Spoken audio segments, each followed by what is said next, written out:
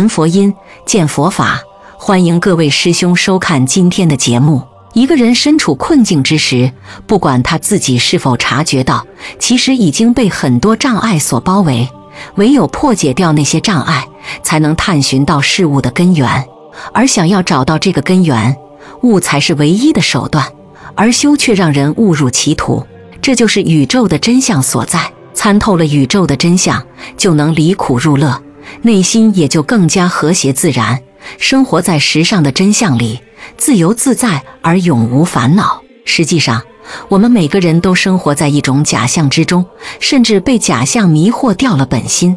而一个人是否开悟，其实就是看他能否从这个假象中走出来。而心经正是从最根源之上给人启迪，让我们终于有了一个破解迷幻的方法。相传释迦牟尼佛花21天讲了80卷的华严经，花12年讲了180万字的阿含经，但仅有260字的心经，他却足足讲了22年。四祖道信禅师曾说，百千法门同归方寸，河沙妙德总在心源，世间之事皆在于心。因此，一个人想要找到宇宙的真相，唯有从悟上去做功夫，那样才能让思想透破重重迷雾，看到迷惘和黑暗中的那丝光亮。生命的问题来自无明，众生处在无明的状态，无明带来了迷惑和烦恼。说到明，我们立即就会想到光明。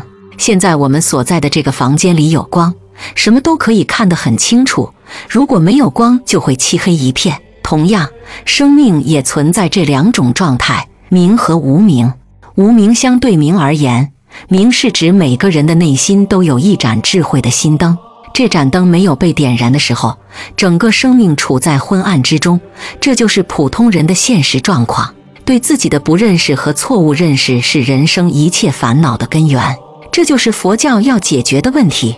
禅宗讲明心见性，禅宗的修行让我们认识本来面目，也就是帮助我们认识自己。凡夫的生命处在无明的状态，看不清楚生命的走向，只是在昏暗中不断的追逐和摸索，团团打转。看不清楚自己的生命，也就看不清楚世界。我们对世界的认识取决于认识的模式。在生命成长的过程中，每个人都会形成自己的一个认识模式，这个模式和经验、观念、心态息息相关。我们戴着业力构成的有色眼镜认识世界，对世界的好恶和判断以自身的认识为标准。比如，你认为某个东西有价值，另一个东西没有价值，觉得这个人很可爱，那个人很讨厌，这些判断的过程都被你的情绪处理过。我们看到的不是客观事实，每个人都活在自己的情绪和设定范围之内，环境符合我们的设定，满足我们的需求，我们就觉得开心；环境和我们的需求冲突，我们就觉得痛苦。对于自身的错误认定是很多烦恼产生的根源。我们每天都会遇到很多问题，这些问题能够对我们产生影响的关键在哪里？就在于我们用什么样的观念看待这些问题，用什么样的心态面对这些问题，而不是这个事件本身。同一个事件用不同观念去看，对人产生的影响大不相同。面对自己的观念，不同的态度也会带来不同的结果。有的人我执、我见很重，当他的一些观念被人反对的时候，他会勃然大怒，把一个观念与自我紧紧捆绑起来。你会觉得这就是我的想法，我的想法必须保持一定的权威性。当这个想法受到抵触，你受到的冲击就特别大，引发的烦恼也特别重。这样一来，你内心的回旋余地就很小了。如果你认为这只是我的思维过程中的一个想法，你就比较超然。情绪并不是你，它只是和你有一定关系。不良情绪是内心错误观念的产物，就像身上长出的毒瘤。有了这样的认识，你可以对情绪进行观察，与情绪保持距离。缺乏智慧的关照，你的情绪就会变成你的一切。轮回是一种生命现象，轮回代表着心灵中的一种重复，而且是低级的重复。轮回的根源在我们的内心，内心推动轮回的是两种力量，一是渴求，一是执着。佛法并不认为是神决定了我们的命运，佛法对世界的解释是因缘因果，核心内容就是业，业是行为，身体、语言、思想的行为。思想的行为即是我们每天的起心动念。行为发生之后，一般人都关注外在的结果，其实外在的结果不是最重要的，重要的是内在的结果。心就像田地，行为会在内心播下种子，形成心理力量，形成性格和能力。诸位今天能有这样的心态、观念、性格，这是生命积累的结果。每个生命都是无尽的积累。我们来到这个世界的时候，不是一张白纸，人是有天赋的，这天赋代表着过去生生世世的积累。我们的起心动念又来源于我们的思想、观念、习惯。人在这条河流当中往往身不由己，随波逐流。生命蕴含着各种各样的力量，无明代表一种强大的蒙昧的力量，这使人们看不清楚自己的生命。还有贪欲的力量，各种各样的对外界的需求，对财色名食睡的需求，对地位的需求，对情感的需求，这些需求推动着你不停地向外追逐，在追逐中又不断制造需求。还有情绪的力量，这些力量共同组成了生命的瀑流。禅宗二祖向达摩祖师请教如何安心，达摩曰：将心来，与汝安。不安的心是什么？当你向内审视，你会发现不安的心了不可得，根本找不到。这就是佛法的禅修，帮助我们直面内心的情绪和纠结。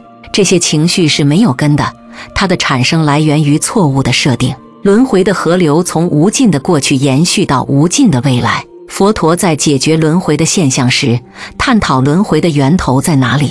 普通人做事随波逐流，佛陀则是逆流而上。自我治疗，你自己才是你最好的治疗师。无论是从身体的角度还是心理的角度来说，我们都具备自愈的能力。众生通过修行走向觉悟，所有心病都将不药而愈，所有问题都会迎刃而解。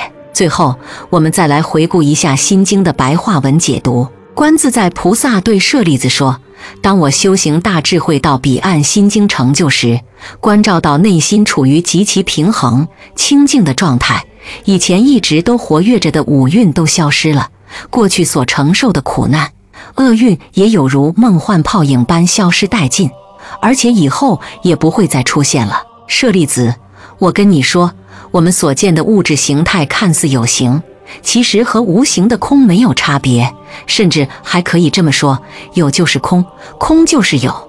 为什么我这样说呢？舍利子，我告诉你，所有生命的本质，无论是有形还是无形，无论是过去还是将来，其本源是极清净、极平衡的，它们一直存在着，不生也不死，没有生和死的概念，没有垢和净的差别，也不存在增加或减少的问题。所以在这样的清净中，没有有形物质的存在，没有感受、思想、意念和见解。到了这样的境界，已经没有六根了，也感觉不到六尘了，也没有六识的分别了，彻底摆脱了六道轮回的折磨，所以也就无需知道苦、集、灭。到这样的圣地了，谈不上什么智商，也谈不上什么拥有，一切都了不可得。正是因为这样，我才成就了菩萨的功果。我跟你说，依智慧到彼岸来修行，能做到心无挂碍，因为知道了所有的现象都是暂时的、短暂的，不是根本。